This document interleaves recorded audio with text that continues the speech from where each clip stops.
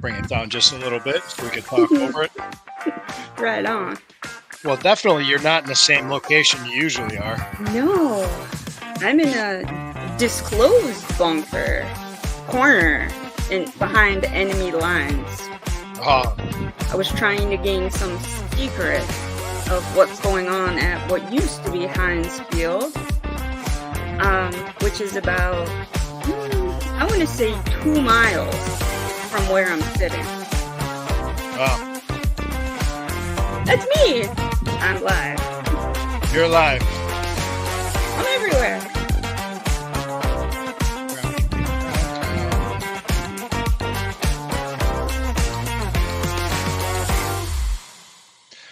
Well, Welcome. hello. Welcome. Hello. Hey, Shabbat This- Shalom.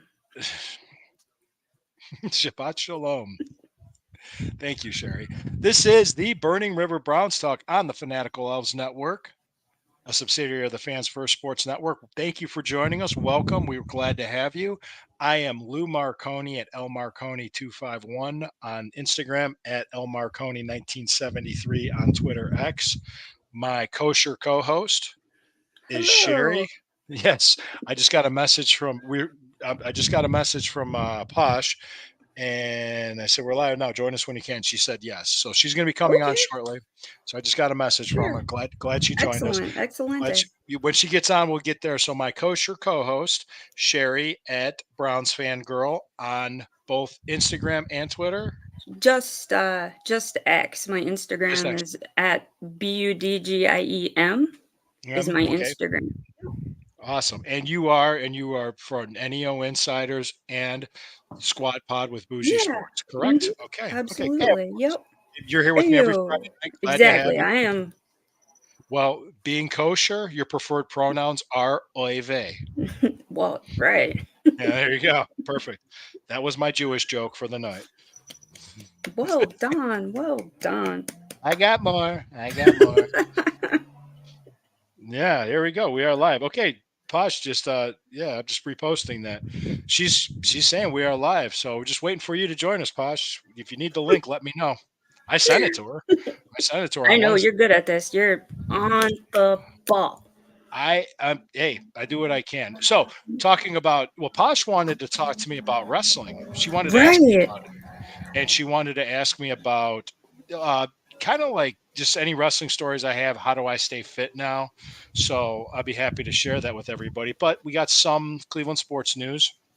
Donovan Mitchell signed his extension, Yay. and there was actually a nice little rumor that you shared with me. It was from, what is it, NEO Trans blog? Mhm. Northeast Ohio Trans blog, where there was really the cities is willing to, I think they're trying to shut down Berg Lakefront Airport for the city to repurpose that land. And we'll talk about that. So that comes in with the rumor that the Haslam's might build their stadium there versus going to Brook Park. Right. That's the first time I heard anything about it. So, well, I thought, because that's a reliable source, if it's coming from the city itself and the transit authority and all that stuff. So I got excited when I saw it. I'm like, Lou needs this article now. You got it to me. I appreciate it. Yeah. Just also to let you know, that was the first time I heard about. But that also NEO Transblog was the same place that broke the Brook Park story back like So it's 5 months ago. It's pretty reliable. So Yeah, far, it was 5 so months ago good. that there is a purchase agreement in place with Haslam's and Brook Park to purchase that land. It hasn't gone through yet, but it's pretty much they're just I'm almost placeholder. It's placeholder. You know, Yeah. money to keep that just in case they couldn't get the other thing to work out, and who knows? We'll see. It's still up in the air, right? Absolutely. But before we go any further, I do need to pause for a break for our sponsors. All right, we're back. Thank you very much, Sherry. Thank you for joining us. Thank you for the comments. Thank you for joining us. Hey, like, comment, share, Fanatical Elves Network, subscribe, hit the notification bell. We have great people giving you great Browns content. Myself, Johnny Cleveland, Noah Olson, Sam, Steve, Jarrell, everybody. We all do our shows, so we're happy to have you. Okay, so let's go right into the Donovan Mitchell. We'll just get that out of the way. What was your initial reaction? Honestly, I wasn't surprised. I think a lot of people were speculating that he was going to go to Brooklyn or something, but I honestly didn't join on the speculation train. I felt like he has made Cleveland his home, and he's been positive about being in Cleveland, and one of these athletes that comes to the land and embraces it wholeheartedly. And so it didn't surprise me at all. I was happy that it got done, though. It looks like you need to send the link again. She needs the assist. Okay. I just sent the link. It's gone. But also, I have something I want to ask you. Did you see the footage of Nathan Zegura wrestling a wrestler? And there's going to be a rematch at the what's the name of that? The Masonic. Yes, there's going to be a rematch on. Is that the one on Euclid? I've been there. Yeah, on the 13th, I believe, is going to be a rematch of Nathan Segura wrestling, which the tickets are about $15. It's extremely affordable. And I was actually toying with the idea of going because I've never been to a wrestling event, and that's something small that I could like. Who's he wrestling? Who's Nathan Segura wrestling? I forgot the name of the guy. I could forward you. I mean, I reposted it. You did? Let me find. Was it on X? Yeah. Okay, let me pull that up. All right. Well, I just resent that to her. Now Lysandra's drinking with her bestie.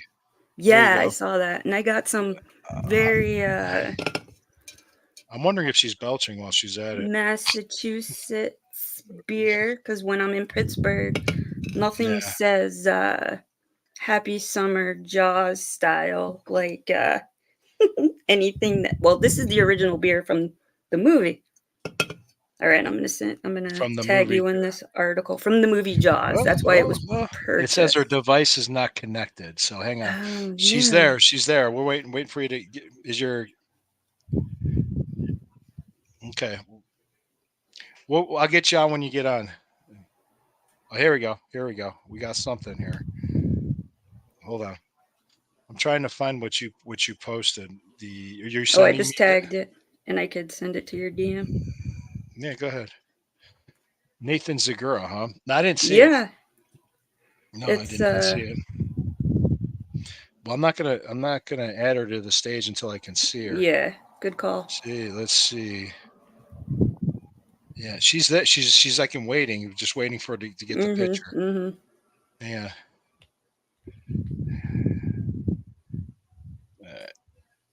Okay, here we go.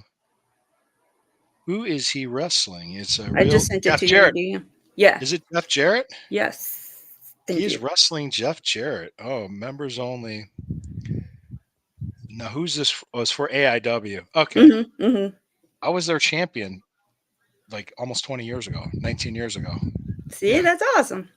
Yeah, AIW. Mm-hmm. So is that a good place to view or experience your first wrestling venue? Yeah. Yeah, sure. It's a small arena. Yeah, it's a small place. Okay, less people-y. Got it. Yeah. Yeah, Nathan Zegura. He's for AIW. Okay, it's for Jeff Jarrett. That's awesome. He was walking around. They already had one match, so this is his I'm gonna get you match this time. All right, I'm gonna get you back. He did the whole promo and everything. You should watch it. It is so entertaining. Like, I couldn't stop laughing at it because I can't take him seriously. All right, looks like there. She is. Hey. Oh, you did it finally. Were you having connection issues? Yes, we were having connection issues.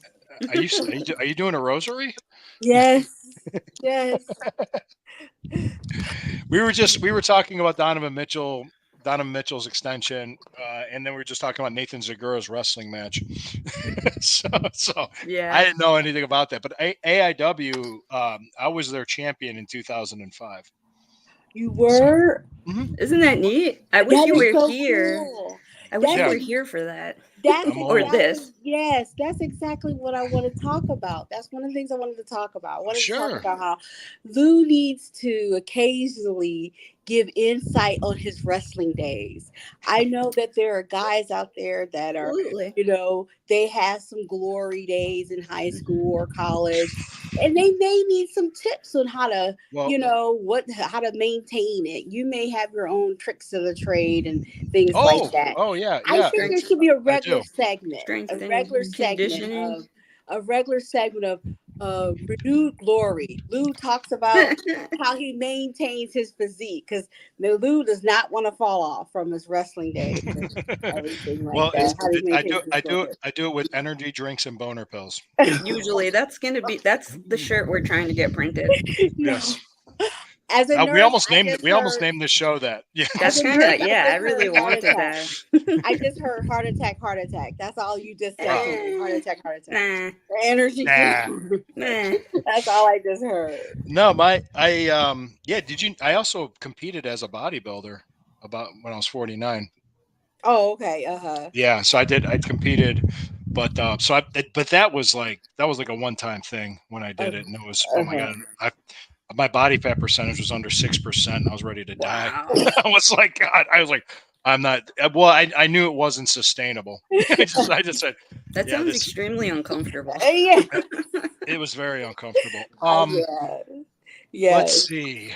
Oh goodness. Okay, did you want a wrestling story? Well, I want a wrestling story, and I do want to just say, Amari. When is Greenbrier? Greenbrier is the 24th. We're about 19 days away. 19 days away. Well, what are we going to do? What are our options? Because I want everything. I'm not worried. Not worried. You're not worried? No, I'm not. Well, Donovan Mitchell stayed. Everybody was worried he was going somewhere else, and he did. So I think we can only focus on what you can control. Yeah. And AB's got a plan. Of course. These people, he's thinking 3 or 4 years ahead of everybody else. Yes. It's insane. It's insane. I just want us to have a plan in case, don't get Amari, whatever like that. And the plan I have is Hakeem Butler. Hear me out, guys. Hear me out. Okay. Hakeem Butler. Amari, 30. Hakeem Butler, 28. Amari, 5 touchdowns. Hakeem Butler, 5 touchdowns this year. Amari, 6'1". Hakeem Butler, 6'5". Receiving yards, 72. Amari. Hakeem Butler, 45, I think, but he's younger. He's 2 years younger. If we don't, Amari is gold, but I'm just saying Hakeem Butler is silver. Silver. Nothing wrong with silver. Exactly. I just want us to keep our options open. Travis Feeney, another defensive player on the Battlehawks.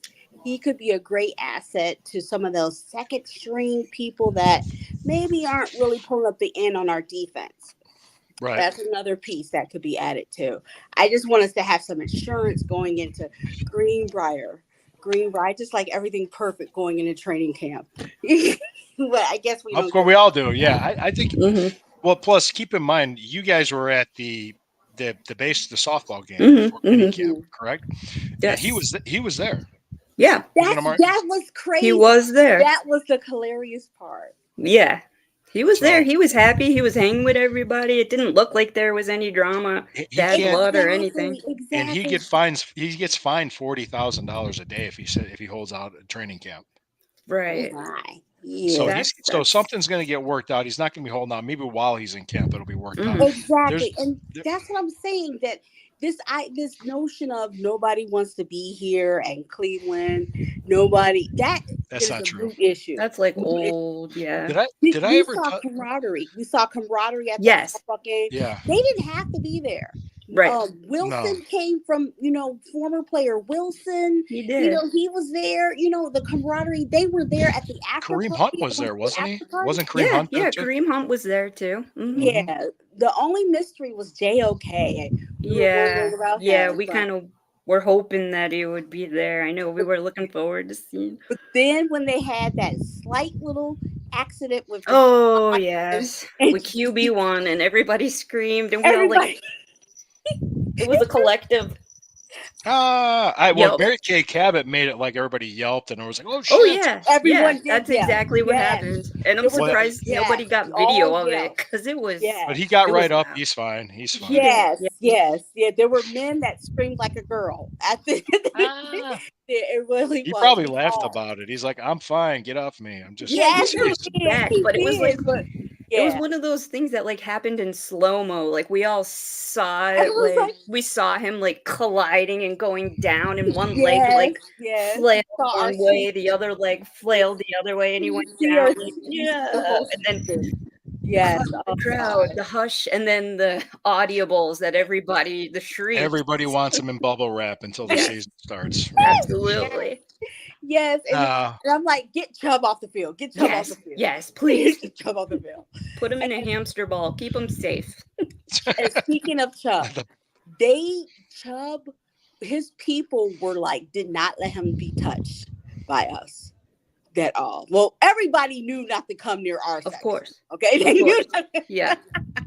They knew not to come near the Bougie Sports and Burning River Girls, girls section. They knew. They knew. They took the long way. They went backwards on the bases. We saw them like visually, like they're screaming. They're too happy. We did. They're too amped. No, the thing I heard, Tim Lyons never got it to me, but he was telling me how Nick Chubb was squatting 495 pounds. Oh, I remember last week even. Yeah, and I was like, he never got that to me. So Tim, if you're there, I don't know where he got it from, but that's where he heard it. But I heard he was squatting. So plus, when I was like, G. Bush. Yeah, he tore. I believe he tore an ACL in one of each knee when he played. Can't remember where he played. Wow. He played in the MAC. I can't remember where exactly he played. He played in the MAC. My alma mater, Kent State? No, he wasn't Kent. Akron, BGSU. I might have been OU. Okay. It might have been OU. He actually sacked Ben Roethlisberger when Roethlisberger was at Miami of Ohio. That's awesome. He did. That's his claim of it. But he's talking about how like where Chubb is in his rehab. He's like in the final stretch of it now. Good. So I would not be surprised if he's playing week 1. I just wouldn't. No, it's because remember the cryptic. He made the battle's not over. He made a cryptic thing that gave a clue about mentally. It's going to be scary. Going back onto the field. Oh, absolutely. The mind, the PTSD that he's gonna have every time he steps foot. I know guys are like the money and things like that. And, the macho out there. It's something to suddenly have those crushing 350-pound men coming towards you again. Because the adrenaline of repair of the physical part is over. Oh, right. Yeah. So now it's like going on the field, and I don't know. It's gonna be quite a season. We are in the playoffs. We're gonna be Hard Knocks. What are we? Hard Knocks. Oh yeah, during Hard the Knocks season. The end. Yeah, that'll be. Yeah, The whole that would be AFC North. interesting. It'll be whole AFC North. I'm trying to think here because there was. I think Amari Cooper's going to be fine. I think Chubb will be fine. I think Watson will be fine. I hate. I feel good about this team. Okay. Sure. I just do. I was pointing out because it was funny because we have a neighborhood pool. 4th of July, we were at the pool and everything with my family. And I was talking to some other Browns fans there, and they were like, well, they're asking me all these questions, and they're all anxious, and I'm like, I just kind of looked. I was like, really? I was like, what are you anxious about? I mean, we beat the 49ers with PJ Walker at quarterback. I mean, we had DTR when we beat the Steelers. We did. I need defense to take that step. I need defense just to take that other step. I need a healthy JOK. And don't we have a stat? We have a stat that when Denzel Ward rocks, yeah, there is a stat when the warden comes to play. Yes, no joke. Yes. Oh yeah, they can't do shit. He's one of the best in the league. That's the X factor. We need Denzel to put away all. We need him to show up. We need him to show up. Absolutely. I think. Well, I think too. I think we're going to get a better year out of Juan Thornhill as well. Yeah. Say that again. Juan Thornhill, the safety. Okay. Because with him and Delpit back there, that was. I mean, God, think about this. These 5 defensive backs on the field. You have Martin Emerson, Greg Newsome, Denzel Ward, Grant Delpit, and Juan Thornhill. Sold. They break bread together. They like their, you know what I mean? And then you'll have 2 linebackers, which will probably be Jordan Hicks and not Devin Bush, JOK. Jordan Hicks and JOK. Devin Bush will kind of come in here and there, and then I think you got Zadarius Smith, Myles Garrett, Dalvin Tomlinson, and Quentin Jefferson probably to start. But then you can start rotating guys in, and I mean, another big year I would expect too. I'm gonna predict this. I'm gonna see a very good year out of his Ogbo Okoronkwo. Okay. Yeah. I'm predicting that as well. But I'm not gonna sit there. I feel good about this team. It's nice to have a good team. It's because to think about this too. What, like at the end of 2022 season, they attacked the weakness of the defensive line. They took care of it. What was our weakness? Number 2 receiver and backup quarterback. Look what they did. They got Jerry Jeudy. They got Jameis Winston and Ty Huntley. So we're not starting PJ Walker or DTR. We're starting like Ty Huntley has started games. Jameis Winston's a very capable backup. Yeah, I was going to say that. I need Jameis to, yes, he's QB2, but I need him to have the mindset I can be QB1. I need no doubt. Greenbrier, I really need at Greenbrier, everything needs to come together at Greenbrier. I need Jameis to really get in that playbook, be able to, like Tom Brady, raise an eyebrow and know how to shift the line. I want Jameis to pick up the reins and go, just in case. I'm like, did somebody tell Jameis how we had to string together 5 quarterbacks like Christmas lights? I mean, inform Jameis. I appreciate Flacco and everything, but he did have the propensity to turn the ball over and throw pick sixes, and that bit us in that Houston. Oh yeah, that game.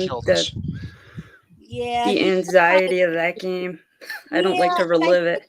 Yeah, he took a lot of chances with, throwing those tight windows. And I think it's just because he's a veteran. He's like, yeah, it'll work out, He doesn't understand. He didn't understand his base, the base. Right. We're like, he didn't understand. Maybe he didn't. Yeah, maybe he didn't realize how intense the Browns fan would. How psycho we were. Yeah, because wow. I was like, oh well.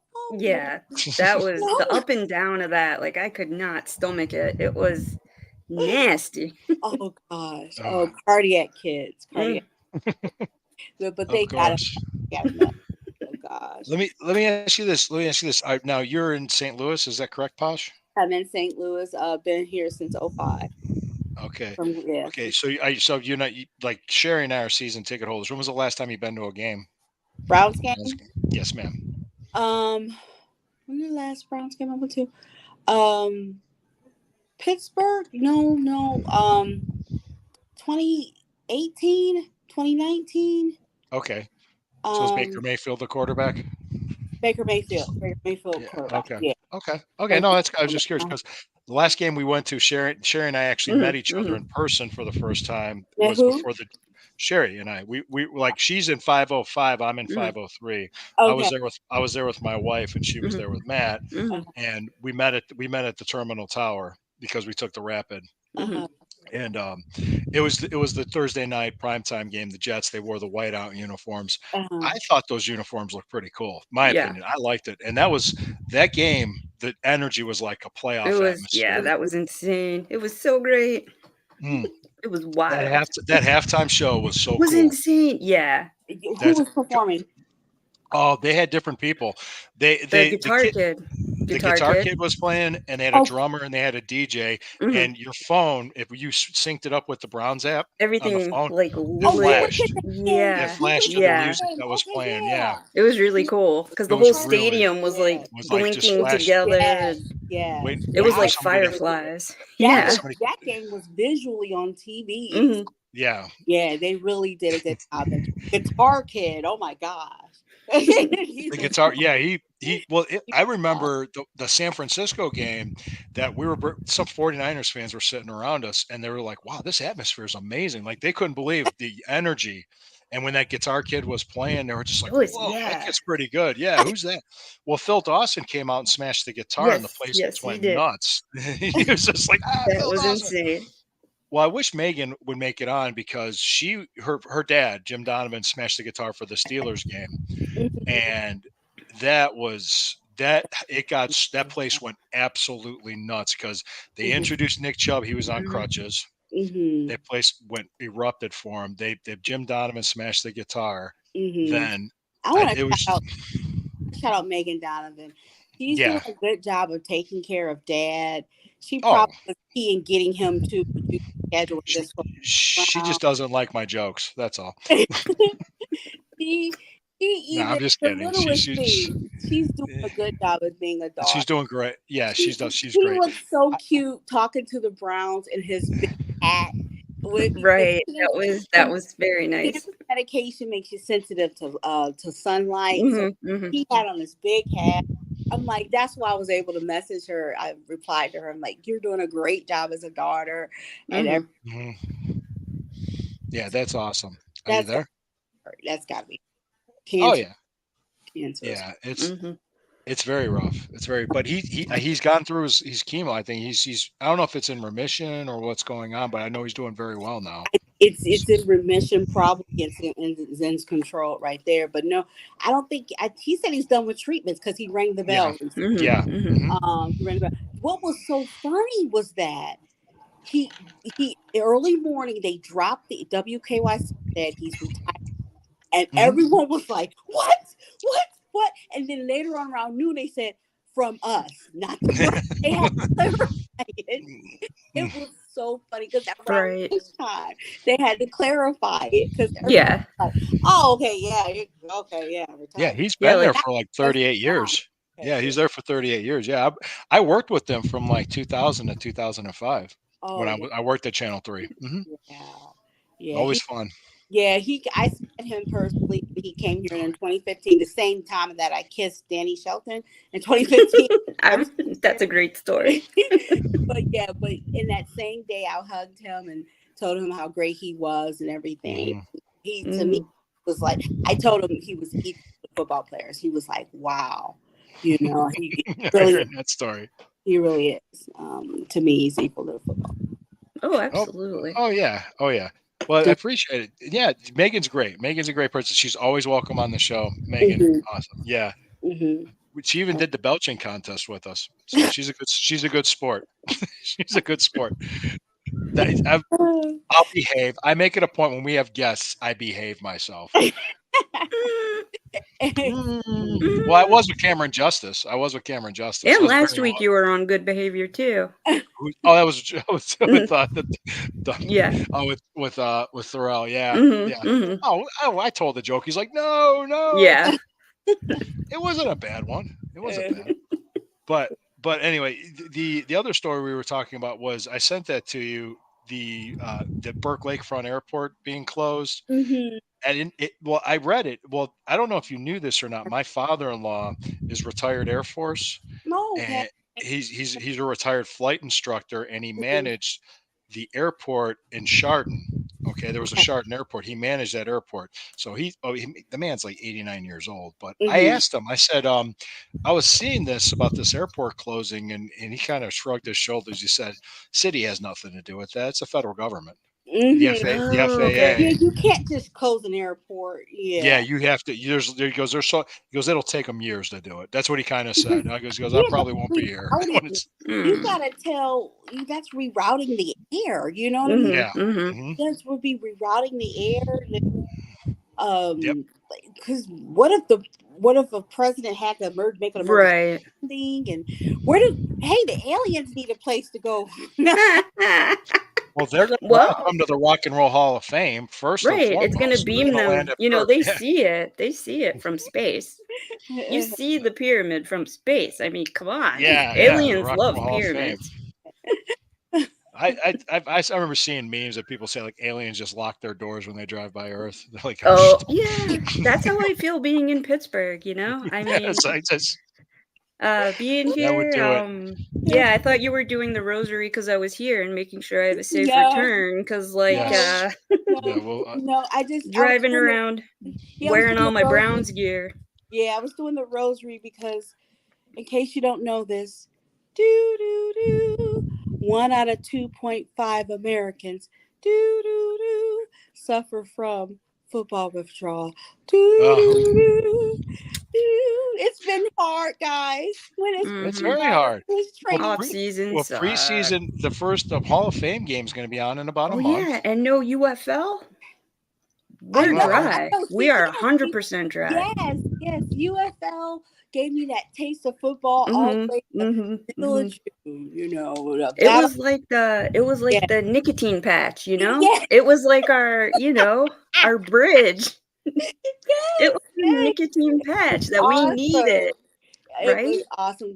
Browns, you gotta get some of this Battlehawks, guys. Right, and I told the fans tailgate till at 5 a.m. here. Your plea to Josh Gordon was extremely sincere, and I really hope he took that to heart because he was listening to you. Yes, he was very engaged. Yes. To connect with, I had a chance to connect with a lot of football players at and Jacoby Brissett. That was nice meeting him. He was so super nice. Yes, and I got a chance to what a top-notch dude. Yeah, I got a chance to tell Josh Gordon, who recently left this. They ended the Seattle Dragons when the XFL and UFL merged. I got a chance to personally look in Josh's eyes and tell him, please, to consider joining the Battlehawks. Yeah. And also, isn't this yours? Yeah. Yes. This is me. Yeah.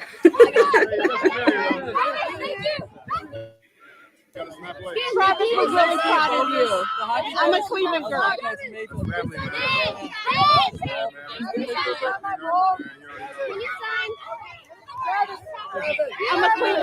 I'm a Cleveland girl. I'm really proud of you, dude. Really proud of you. Really proud of you.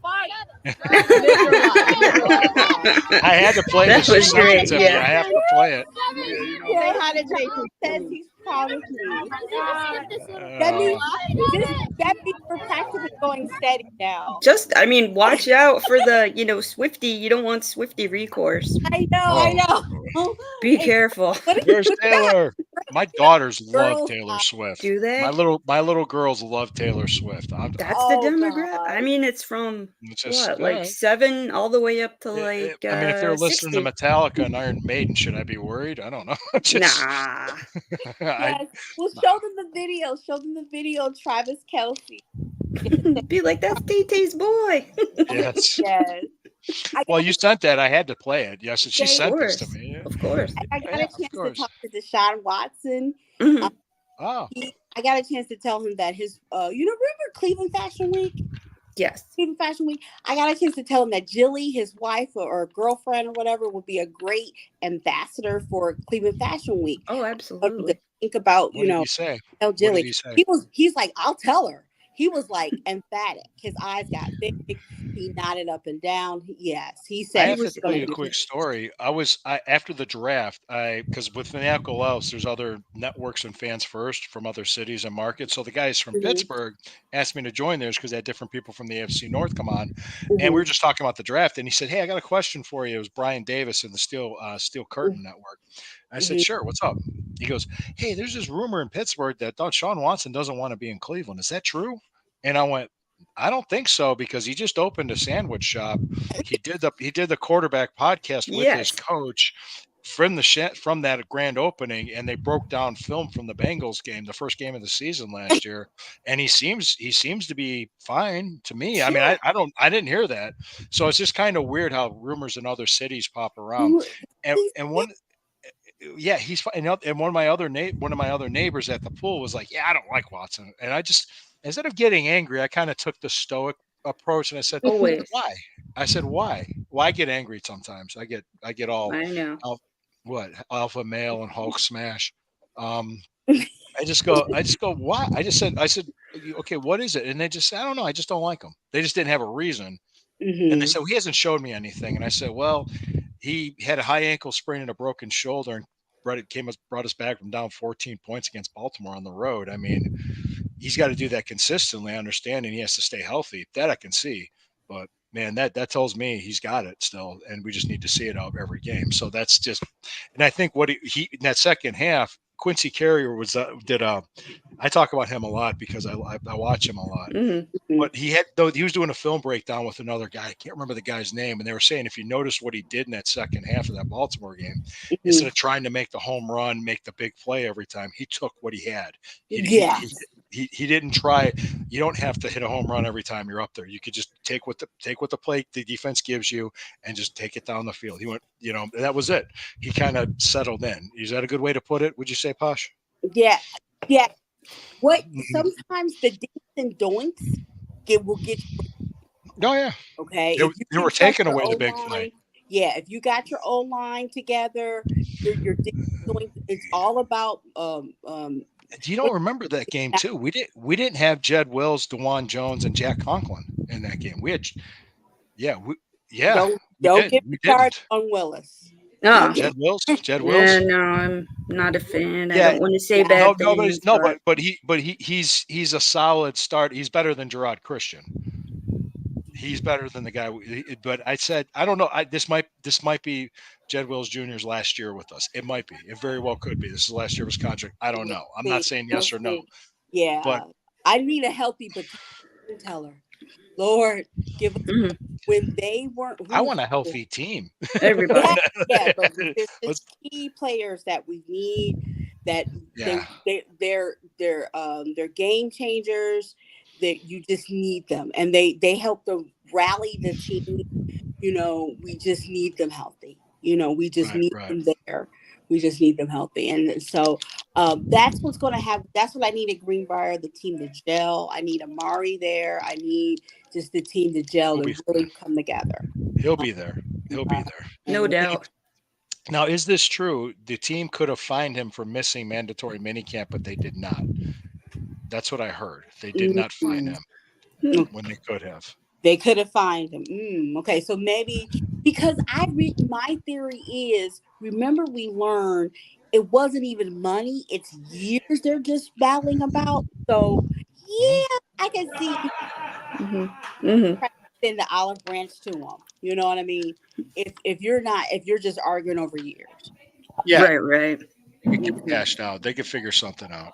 You don't blame him. He's trying to get paid. I mean, you only get one shot at this when you're an athlete like at that age in the NFL. NFL stands for not for long. So right, absolutely. I mean, the average NFL career is like 3.5 years. So it's tough. It's tough. I don't know if any other team might want a 30-year-old wide receiver.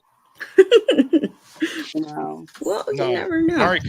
Mari Cooper's an excellent receiver. He's he's been fantastic for us. I remember when we traded for him, I couldn't believe what we got. We got him for like nothing. Right. Yeah. Or like pocket lint and peanuts. Yep. That's the same thing. Same thing with Jerry Jeudy.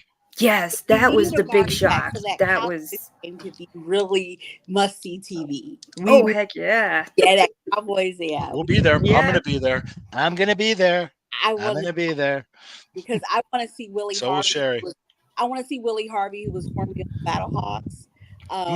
Got recently a contract with the Cowboys. I want to see him. I want to see Willie Harvey there.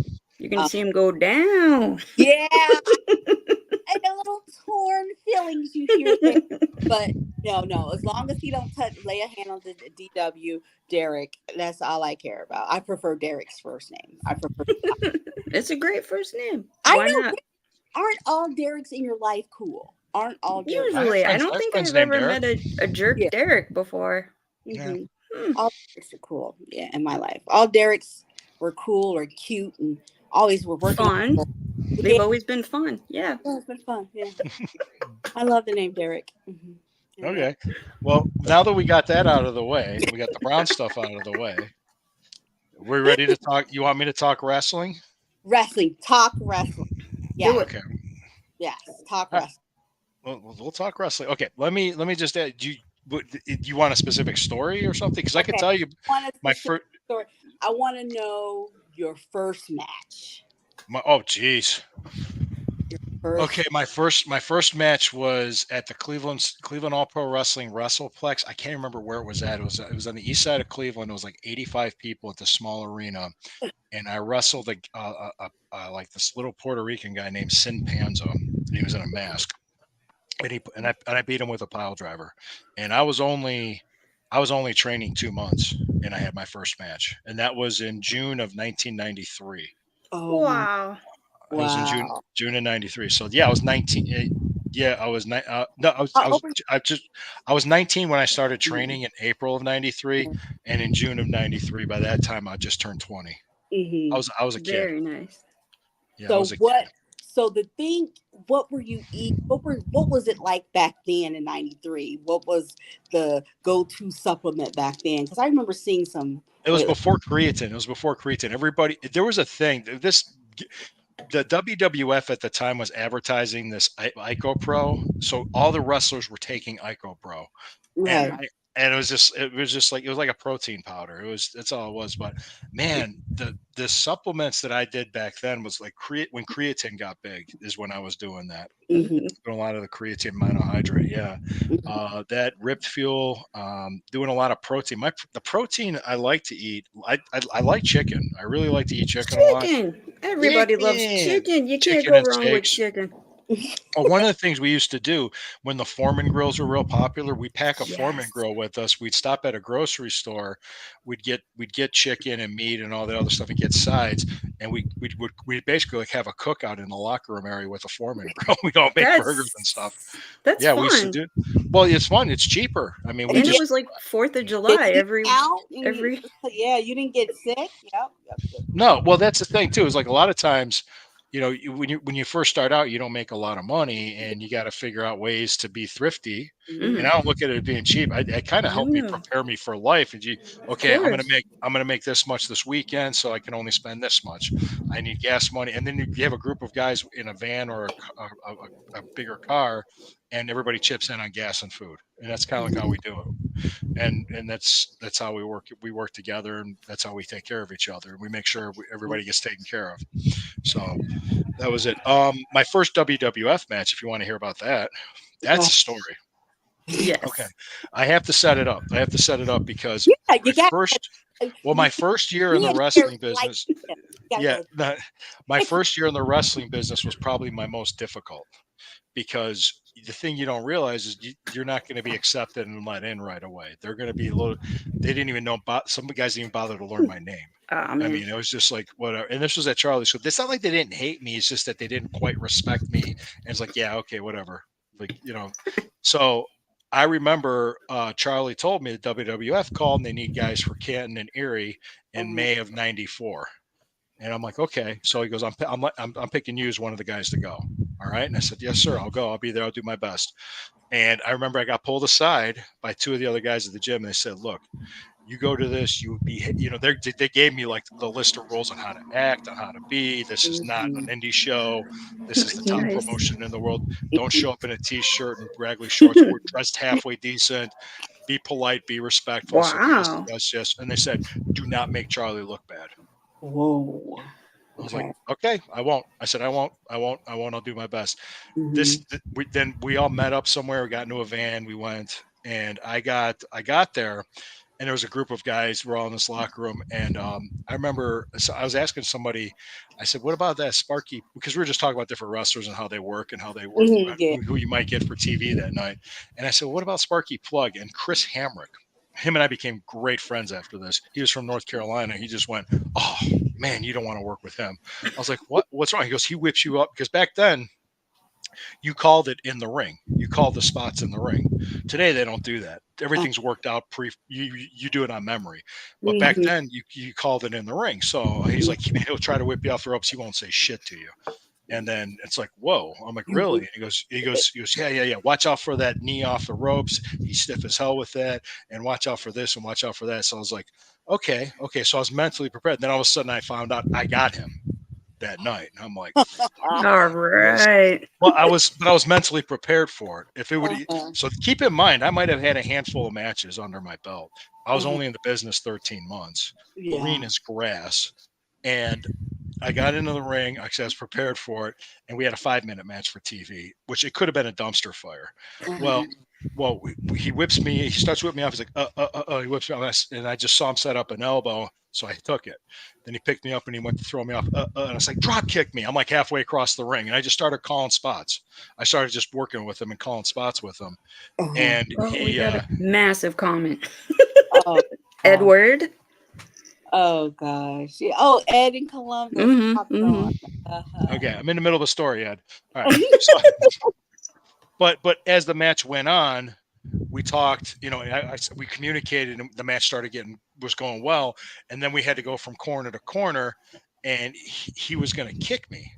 Well, I whipped him across the ring, and I ran into that corner, and he kicked me so hard in the mouth.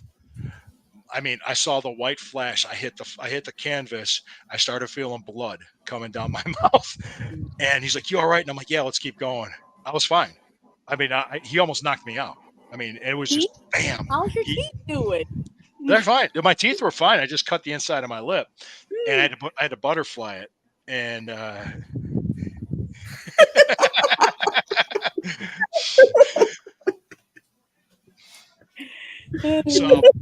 So anyway, when they went with the camera, they didn't go close. They had to go wide because they couldn't show blood on like syndicated television. And because my blood was coming out of my mouth. In the good old days. Yeah, they couldn't do it back then. This was 1994. Okay. We kept the match going. All of a sudden, and Earl Hebner was the referee, and I said, "Hey, are we running? You want to take it home?" He's like, "Yeah." So boom. And then he just started listening to me. I couldn't believe it. Most guys get mad, like, "Oh, don't you tell me what to do." He just was, once we were comfortable, if we would have kept working with each other like night in and night out, we would have had great matches. But if you put any other guy in that situation, it's almost like a crisis. It could have been a huge dumpster fire. Could have been a mess. I mean, it would have been horrible. Everybody would have been mad at me, and I would have never worked for him again. Well, the match went on, and I think I was walking out. We got back behind the curtain. Hebner was with me, and I found a sink, and I was washing out my mouth. And Hebner was talking to the road agent, Tony Gurria, and he just went, "The kid called the match." And basically Gurria said he called the match. Like the kid, he is like, in other words, he did really good. And I'm washing out my mouth, and I didn't say anything until I got into the van because they had the butterfly to cut together. And I'm inside. I saw anything salty burned. It was like, I couldn't even have fries or anything. Oh man. It was just bad. Anyway, so I'm in the van. As soon as I got in the van, I'm like, motherfucker. I was so mad. I hated him. I was pissed. I always hated him. I was like, oh, so mad. Now I look back on it because things happened from that point on. What happened was Charlie got a call. Lord rest his soul, Charlie Fulton got the call from Garea saying I did really good, and I have that you know what, he needs more. He need because they asked me how long I was working when I was there, and everybody was telling me to lie. And I said I'm not going to lie. I've been working a year, and they said okay, get your stuff on. We'll see you in the ring. So I had to show them that I knew what I was doing before they put me in the ring with their guys. Spot included you getting your mouth bloody. You know, that's respect. Yeah, well, yeah, and that next thing I know, Charlie pulled me aside and told me that I did really good, and I impressed some people by, making best of that situation and putting on a good match when it could have went south, and they were really impressed with the fact that I took that boot to the face and didn't complain. Didn't say anything. I was like, okay, but after that, everybody there was cool with me. In other words, I was in. You were in. I was in. Well, plus once I was on TV, I started getting booked on other things. It started kind of where instead of having a match that could have been a dumpster fire that never aired, or they had to really edit it down, the word got out that this guy can, he could you could put him in there with anybody. You can have a match with him. I started getting work. I started getting more work from that point. So that was it. And I look back on it, and really, even if Bob was here, he would agree that he should have done better. And him and I are fine now. He remembered it. We years later we talked about it, and he goes, "Oh yeah, I remember I kicked you pretty hard. I'm sorry about that." He did apologize. He did apologize for it. That's excellent. I said, that's awesome. I say that's fine. It's all right. Oh gosh. It looked great on TV. It looked great on TV. Bet. Holy shit! I bet it did. Everybody's like, that's my brother was watching. He said, "Did he really hit you?" And I was like, "Yeah, he nailed me." Did he ever? I was like, "Hey, look." So that was my first WWF match, and the last one I was Bull Payne in Chicago in 2000, and because what happened was Jim Cornette, because they pretty much said to Charlie like I needed more experience. Jim Cornette, yay! You met Jim Cornette. I know Jim Cornette. Oh my God. He used to call me all the time because when he was at WWF, he called me to come up. Yeah. He would call me because he called me to go to Chicago at the last minute, and I went, and he gave me a couple extra $100. I got a couple $100 extra because it was such last minute and it was such a far drive. Wow. And I got like $600 that night, and I went, and it was Bull Payne, and Bull Payne played for Mount Union. And we had the match and everything. I put him over and just blah blah blah. And we just that was it, because I guess Cornette was leaving, and I went, I don't think I'm getting booked anymore. That's kind of what happened. That's okay. It was you have your run. It was time. It was time. Yeah. But I was there during the Attitude Era. What does that mean? Attitude Era?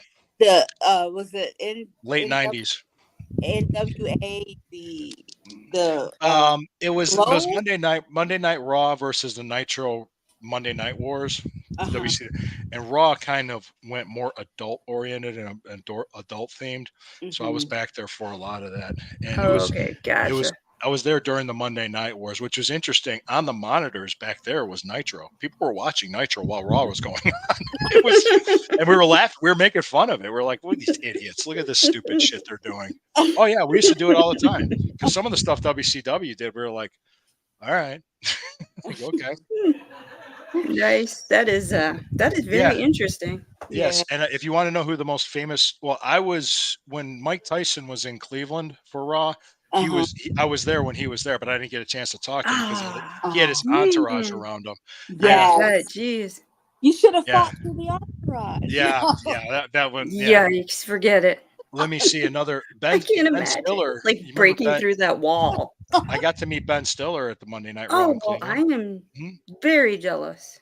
Huge Jerry Stiller fan. He came up to here on me. He was little. He's a little dude. That's okay. He's a little dude. He was one of the nicest people I met. He was really nice. Ben Stiller was a really nice guy. He was just being a spectator. He was promoting his movie at the time was Mystery Men. Okay. Yeah. He was promoting his movie, and he did something with Jeff Jarrett at the Monday Night Raw. Yeah, he was just there. He was always a fan, and he was really cool about it. That's super cool. I'd like to meet him and just ask him 100 questions about his dad. That was the same night I turned down a date with a Cavs girl. Oh, Why? Yes. Wow. You come down a date with the Cavs. Well, I had a girlfriend at the time. One. Two. This is how it went down. This is how it went down. She was there to meet wrestlers. She saw me. We had classes together at Cleveland State. She never gave me the time of day. And when she found out I was a wrestler, yes, it was just like no good. No. Plus, you got to understand my track record back then. I didn't need it that bad.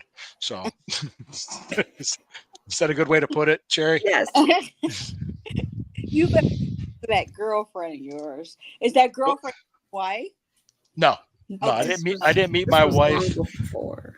It was like at least 10 years before. Yeah, I met my wife 2009, January 2009. Okay. We've been together for 15 years. Well, we dated for 15. We were together 15 years. We've been married for 11. Okay. Yeah.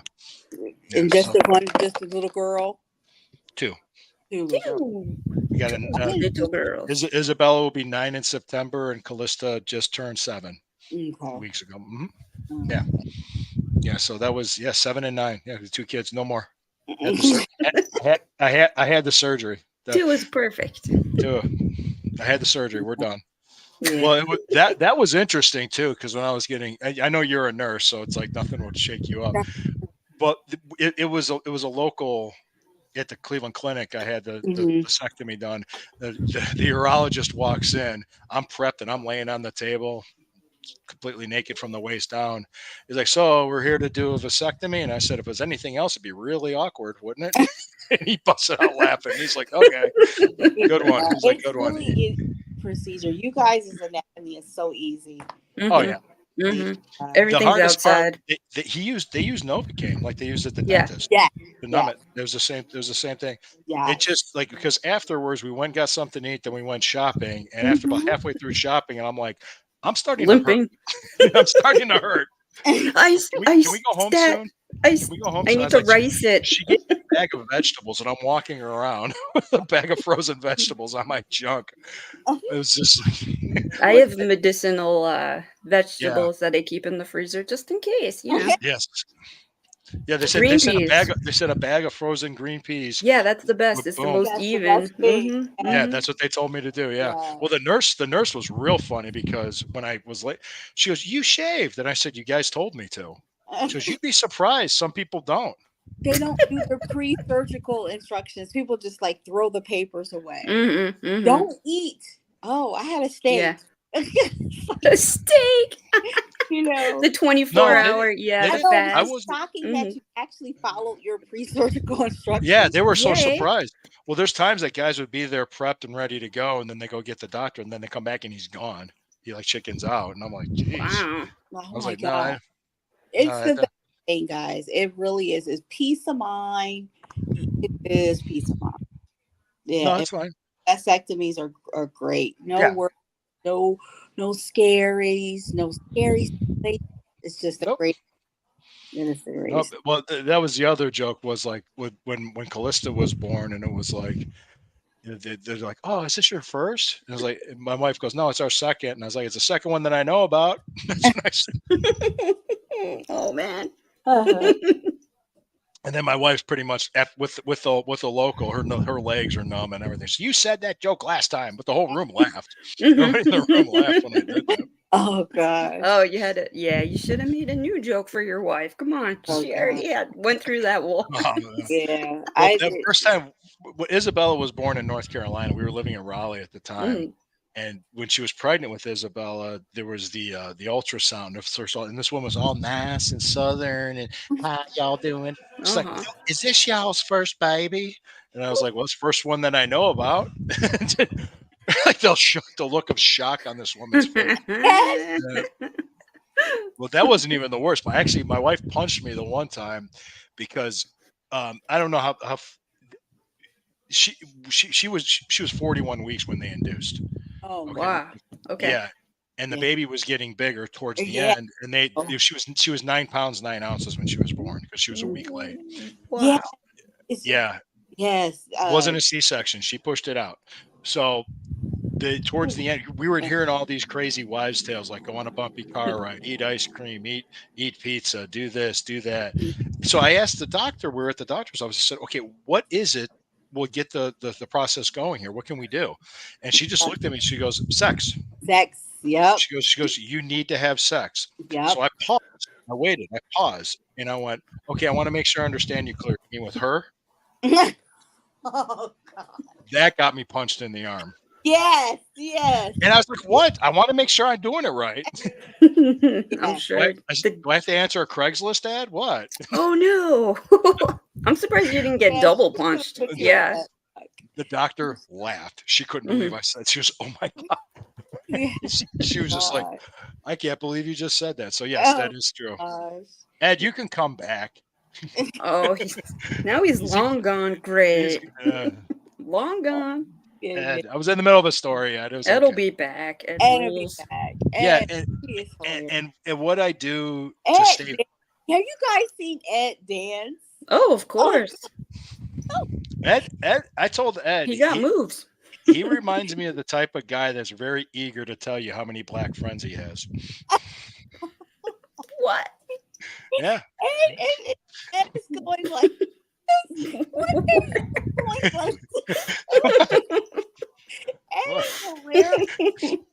That is an interesting category of white man. Let me tell you, got a lot of black friends. A lot of black friends. I got one. I got a joke. Do my Trump. I think he sleeps in a Browns tie. Yes. Oh, of course. Yeah, for good luck. I love you. And Roger too. Well, did you see when I was on the dog chug and they were going to bring me in and I'm in the room, I'm waiting and everything. And then for some reason, Ed got knocked off the internet. He got knocked out of the show. So it's like, I'm waving. I said, put me on. I got jokes. Put me on. And they brought me on. Put me on, coach. Put me in. And they're like, and then Ed came back eventually and I had to tell but he goes, like, what was the joke you told? It was bad. It was a bad one. But it was the Jill Biden one. It was this isn't a political show, but I did it. Roger thought it was hilarious. Jill Biden had a really awkward interview, and she was talking about, oral sex with the president. And the reporter was like shocked. And she was like, what does that taste like? And she shrugged her shoulders and went, depends. Oh, God.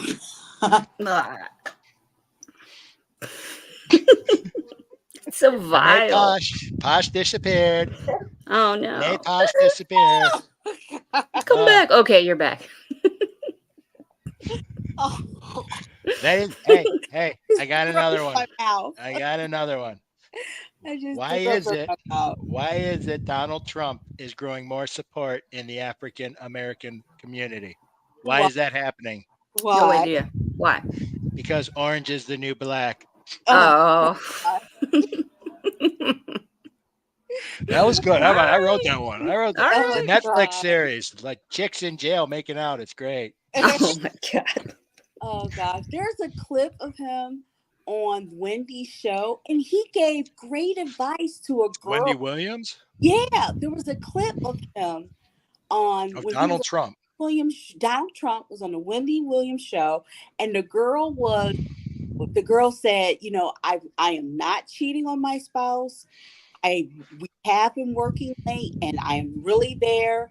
How do I make him feel better? He gave great advice. I'm like, what was the advice? What was the advice? Yeah, what was the advice? The advice was better know, let the guy know that that you love him. Let the guy know you love him. Wow. Do try to spend time with him. Yeah. He gave really good advice. Wow. But here's the funny part. After you're like, wow, I can't believe that he said that. He goes, but don't worry. If he acts up the way you look, you'll have no problem getting another one. I'm like, there we go. There it is. There it is. There it is. And she was a well-endowed African-American lady. And I'm like... Well, He's like, yeah, don't worry. You just said two of my preferred pronouns. Oh God! Did you see that on Twitter, Posh, when they're asking you like your sign and your preferred pronouns and all this stuff and your height?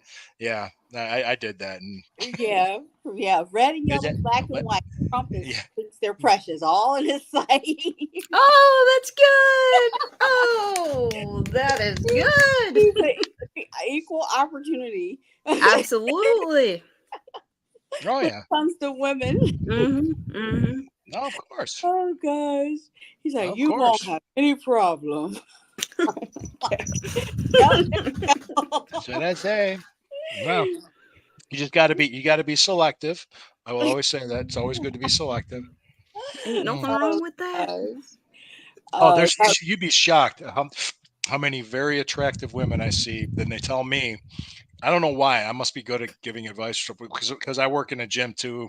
I do personal training and stuff, but they'll tell me like if they have trouble finding men or finding decent guys, and I'm like, I really don't know what to tell them. Sometimes like, you having trouble with getting a guy? Real? I'm like, what? Get out of here.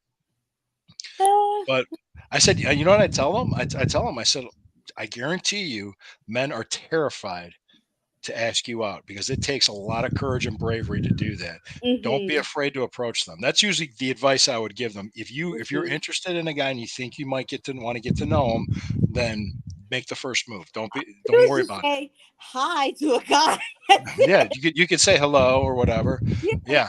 I've had crazy pickup lines, trust me. Contact with any guys, because you can't.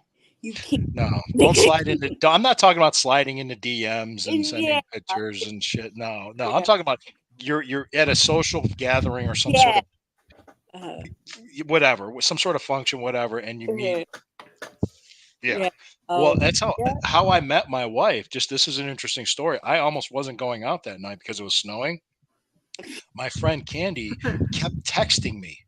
And she wouldn't leave me alone. And I'm like, all right, if I get changed and go have a beer at this place, it was like some band was playing at a bar.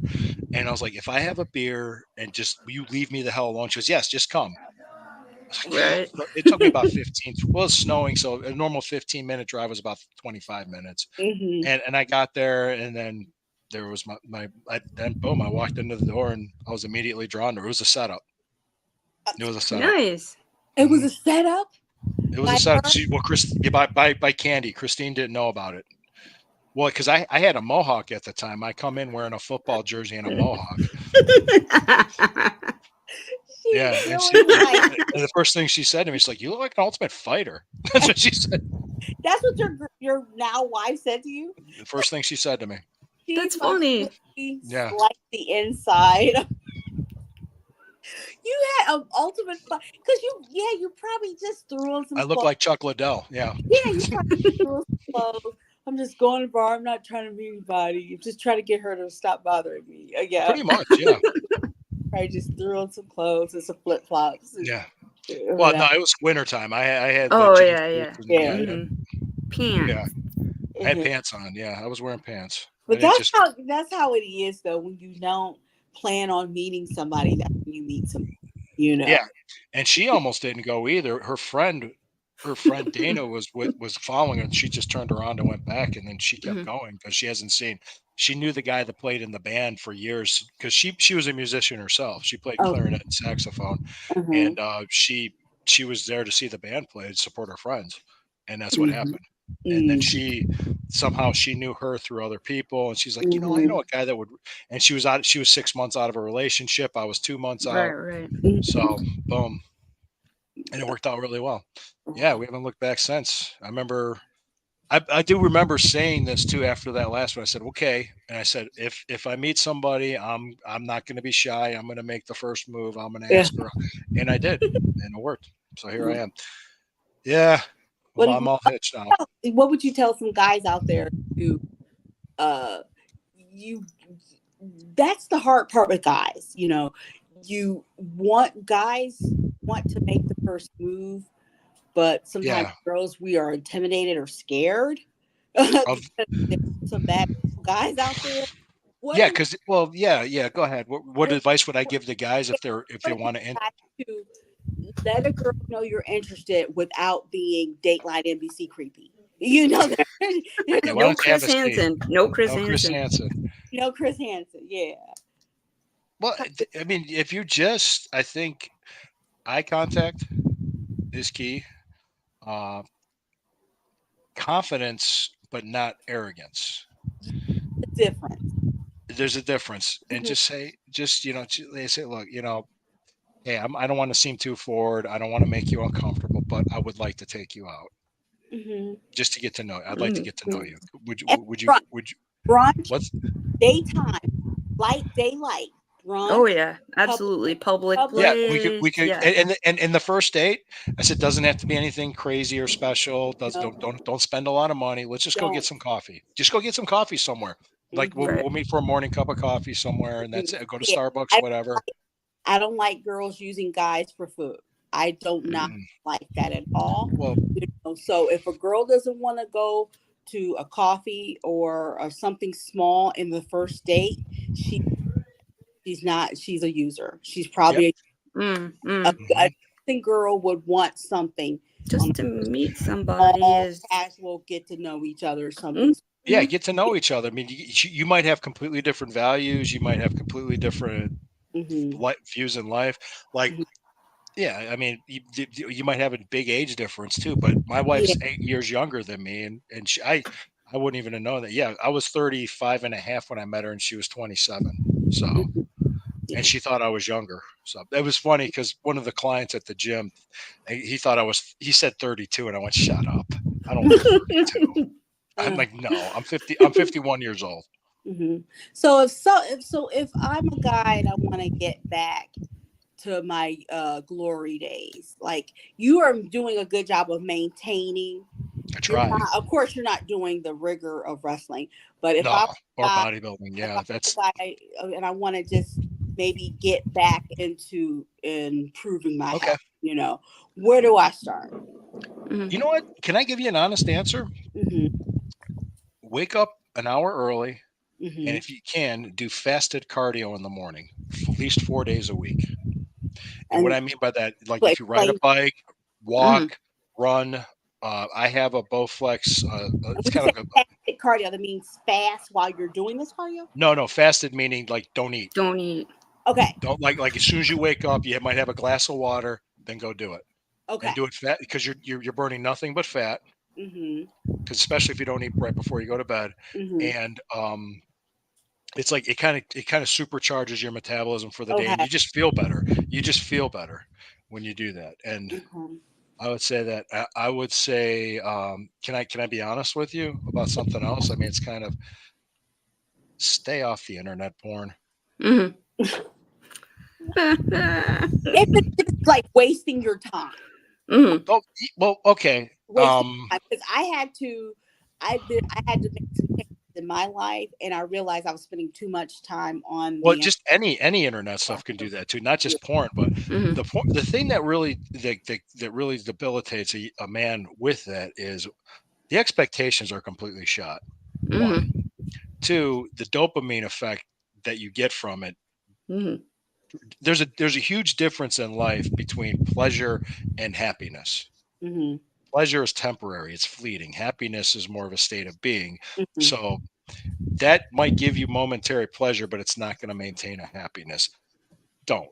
Just stop doing that. And plus, if you have somebody, if you're married or in a serious relationship or in a relationship, it hurts. It hurts that relationship. It's detrimental to that because you might not perform as well. Can I put it that way? Is that a good way to put it? Okay. Yeah, and that's probably the two of the biggest addictions, online addictions, are gambling and pornography. So I would tell men that just stay away from it.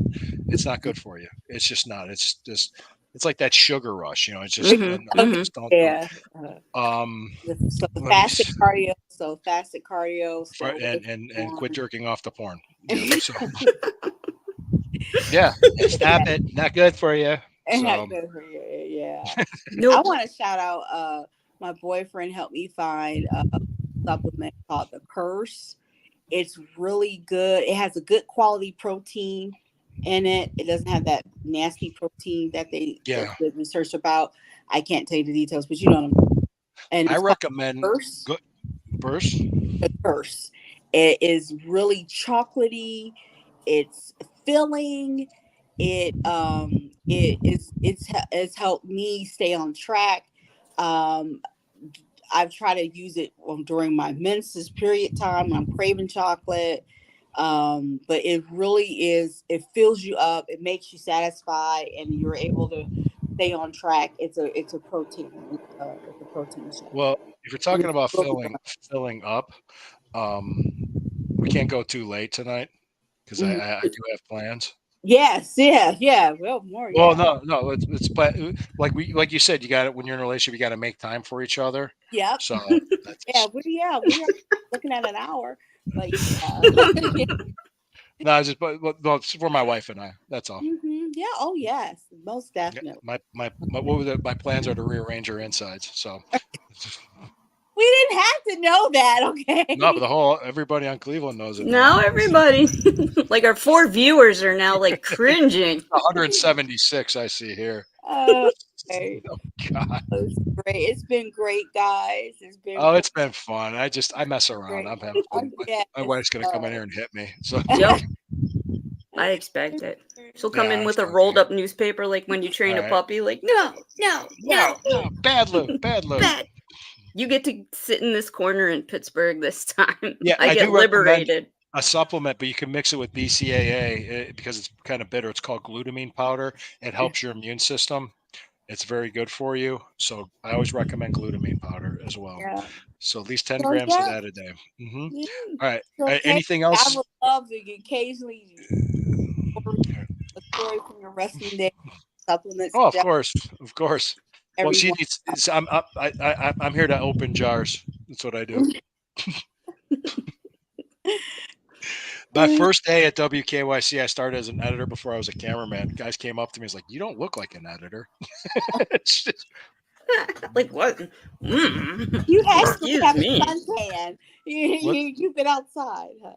Yeah. Oh, yeah. Well, I was at the pool today with my daughters and yesterday. So we have a that vitamin D for free. Yeah. Oh, yeah. Speaking of D, editor. Oh no. Oh no. Oh no. No, it's cool. All right. Hey guys, we're gonna wrap this show up. Thank you for commenting. Love you, Ed. I'm sorry I was in the middle of a story.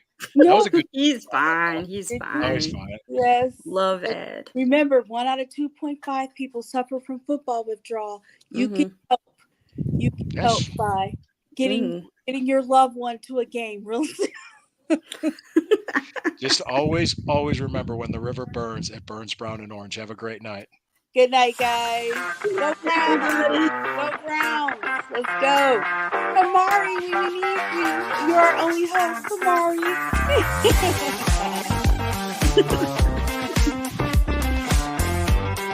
Did you leave?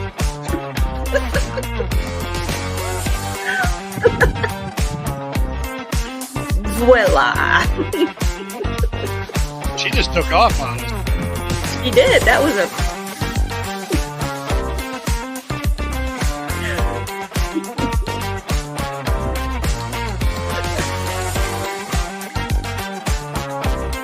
I'm gonna do